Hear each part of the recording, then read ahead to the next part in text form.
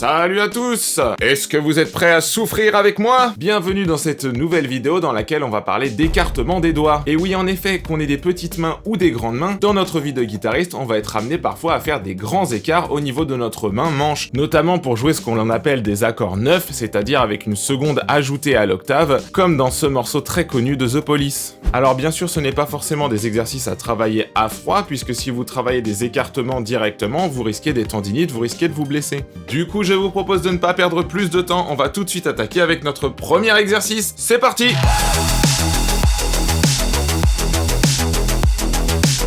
Dans ce premier exercice, attention à vous puisqu'on va attaquer avec directement des grands écarts. Ce premier exercice va nous permettre déjà de travailler un petit peu les écarts avec une note pivot. Il y a une note qui va pas bouger, les notes suivantes de la gamme vont être jouées avec les doigts suivants. On a 4 mesures, du coup 4 positions différentes de notre gamme, qu'on va les travailler d'abord en 60 BPM, ensuite en 70, puis ensuite en 80. Et pour les plus tenaces, on va passer en 90 BPM. C'est parti pour shredder!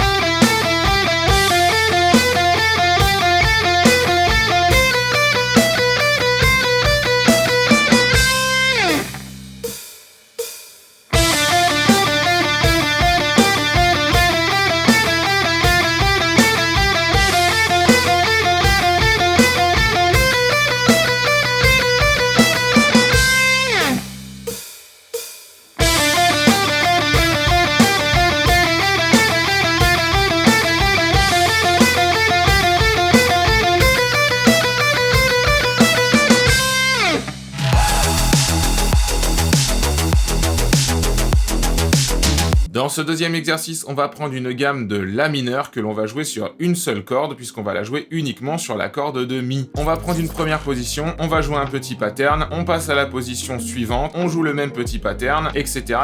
jusqu'à arriver au bout de notre manche. La difficulté ici, c'est qu'on n'est pas forcément habitué à faire ces patterns à 4 doigts par corde. Du coup, ça va nous demander une petite mécanique, mais qui devrait rentrer normalement si vous commencez à travailler assez lentement. Un conseil pour tous ces exercices, il est beaucoup plus facile d'arriver à faire des écarts et de sonner juste si vous avez votre pouce positionné bien derrière le manche. Si vous le mettez en position comme ça, un peu en position blues, avec votre pouce qui vient ici bloquer les cordes graves ou simplement en renfort au niveau du haut, comme on peut le faire par exemple pour jouer des bends, pour avoir vraiment ce côté où on tient le manche, pour réussir avec des grands écarts, ça va pas du tout être pertinent. Vous allez vraiment galérer, vous allez vous faire mal au poignet à essayer d'avoir cette main-là ici, avec les doigts comme ça. Ce que je vous préconise du coup, c'est plutôt cette position comme ça, où en fait vous allez vraiment avoir le pouce en renfort derrière le manche, qui va être vraiment en opposition aux doigts qui sont là. Pas le pouce ici, le pouce bien derrière, et comme ça, on peut réussir à faire des écarts beaucoup plus grands au niveau des doigts.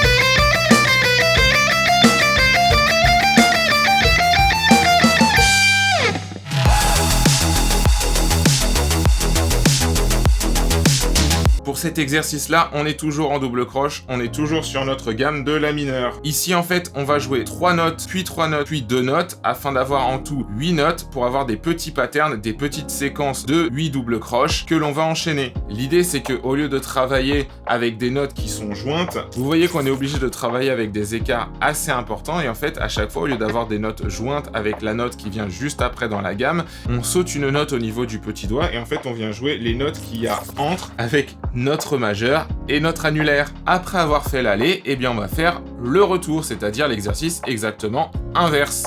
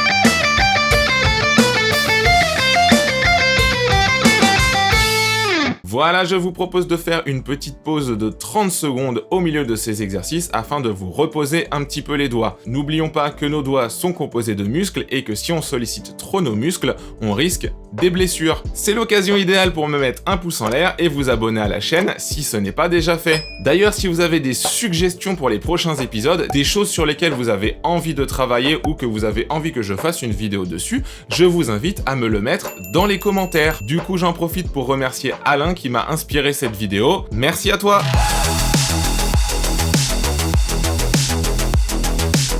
Dans cet exercice-là, on va être en triolet et je vous propose de travailler les sauts de cordes. Donc à chaque fois, on va être pareil, toujours sur notre gamme de La mineur. On va avoir 3 notes sur la corde de sol et 4 notes sur la corde de mi, avec à chaque fois un saut de corde entre les deux cordes, bien sûr. On répète à chaque fois la mesure 2 fois avant de changer de position. Cette fois, on part des notes les plus aiguës pour arriver vers les notes les plus graves.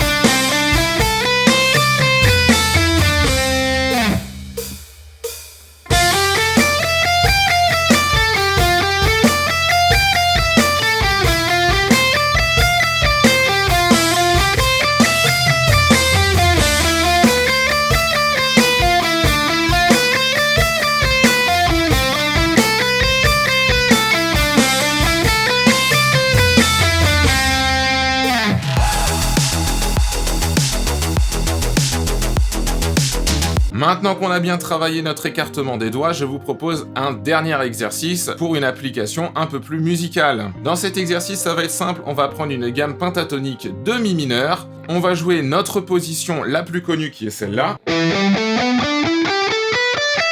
mais on va aussi la mélanger à notre pentatonique de sol majeur qui est celle-là. Et à chaque fois, en fait, on va mélanger les deux en allant chercher la note d'après avec notre petit doigt. Donc, on va avoir des écarts assez importants, mais on reste dans la gamme pentatonique. Et en fait, avec tout ça, au lieu d'avoir simplement un bête mouvement de on monte la gamme et on la redescend, on va avoir un petit pattern sur chaque corde et on va passer comme ça d'une corde à l'autre avec cette espèce de mouvement mélodique. Et du coup, attention aussi pour ce dernier exercice puisque le pattern fait 7 doubles croches. Donc, à chaque fois, on ne tombe pas sur le temps. Attention du coup à ce décalage rythmique.